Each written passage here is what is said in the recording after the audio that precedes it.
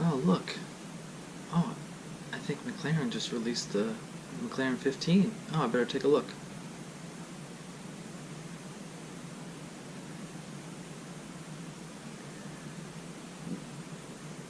What the f? Hey, this is GemmyD's on Cars.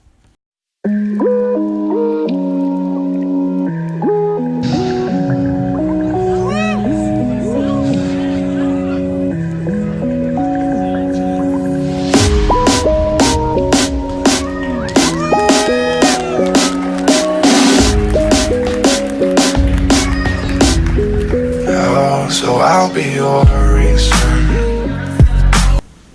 Hey everybody, this is Dan for GemmyD on Cars, and today we're going to talk about the McLaren Senna, which was released last night.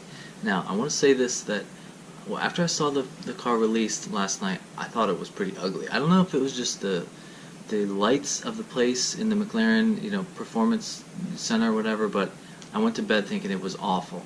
Anyway, I woke up, look at some official pictures, and it's gotten better. I mean, I don't think it's hideous, but it's not what I expected after a car that looked like the 720. It's basically like cranking up the dial to 12 from a 720. So here's some photos and pictures.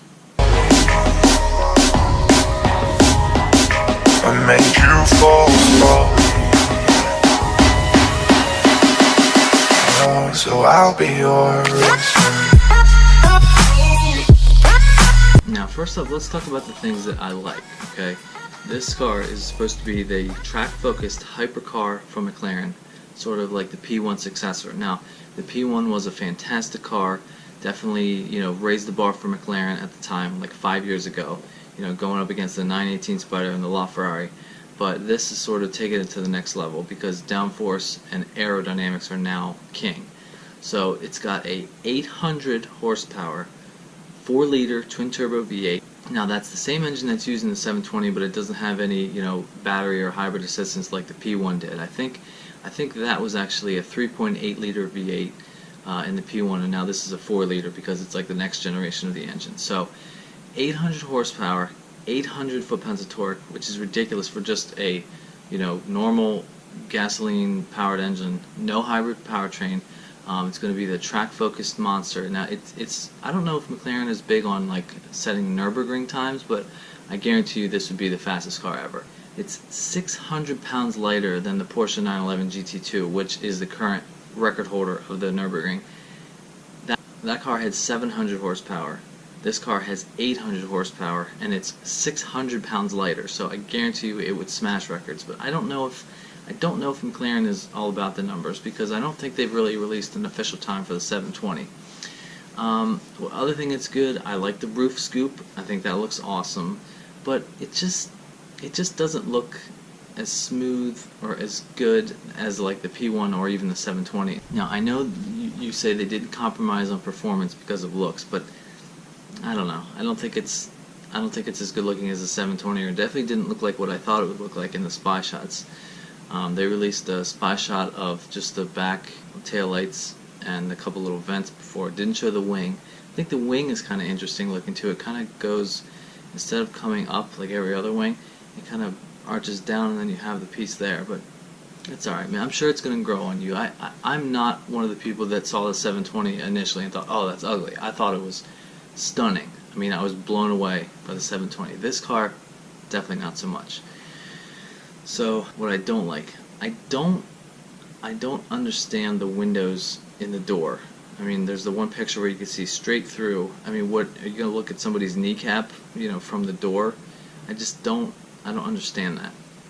Another thing that I just found out that is kind of interesting and makes a little bit more sense, the windows in the doors. At first I thought it was kind of silly, but I just read that it's going to be there so you can option it in carbon fiber, or you can also get the glass. But if you get the glass, if you're on a track, you can see through the window down into the road to see like the apex of like a turn. I mean, that's kind of cool. I didn't think about that. Alright, another thing I don't like, I think the hood of it kind of looks like a mid-2000s like Lotus Elise with like the little straight carbon fiber piece coming down, which is, I don't know, that's what I thought of right away. Okay, so let's talk a little bit about the name. Now, McLaren has named this car the Senna after Ayrton Senna, who was arguably one of the best F1 drivers of all time. They actually had Bruno Senna, who was also an F1 driver, drive the car in through the McLaren Senna there, which is pretty cool. I mean, they had the fireworks going off. I'll show a video of that from Shmee. Shmee was there. He's got to be the best automotive YouTuber there is. He's just everywhere. So they had him bring the car in. He actually had a tuxedo on. Then he opened up the doors, which I really like how the doors look. It's exactly like the 720, but they go up, but a piece of the roof also goes up too, so you can be sitting there and just put your hand up straight through. So it's sort of an homage to Ayrton Senna, which is awesome. I appreciate that. It's actually the first time they haven't named a car like alphanumerically, like, you know, P15 or P1 or 720 or 675 LT. But that's a nice little tribute to him. I can't imagine driving a car that was like named after my family, you know, that was like a hypercar builder, car maker. I mean, that would be quite an honor. So at the same time, like I mentioned in videos before, McLaren is also developing the BP23, which is going to be like a Ultimate Series Grand Tour, and that's going to be for like top speed. You know, this car, the Senna, is made for track domination, which I'm pretty sure it will. But the BP23 is going to be the single-seater. I personally am way more excited to see that car than probably I would be for this car, because the center seater paying homage to the F1, which I think is the greatest road car of all time. I'm very intrigued to see that. I know this car is going to be officially unveiled in Geneva in March of 2018, but that car, I wonder if it'll be unveiled there too, or I'm not sure yet. Now, as far as the interior goes, it's pretty typical McLaren. You have the dash, the center screen that flips down. I don't know if it's permanently down or if it's just there. It can flip it up, kind of like the 720. But you've got the starter button above you, and a couple radio controls or HVAC controls above you too. I mean, who cares about the interior? It's fine, but you can definitely tell in the one picture where you can see through the wheel that it's built for aerodynamics and speed. I mean, that picture is pretty cool. I dig the blue bits of the car on the outside. I know anything that is blue on the outside of the car is active aero, meaning, you know, it'll help you get better downforce at speed.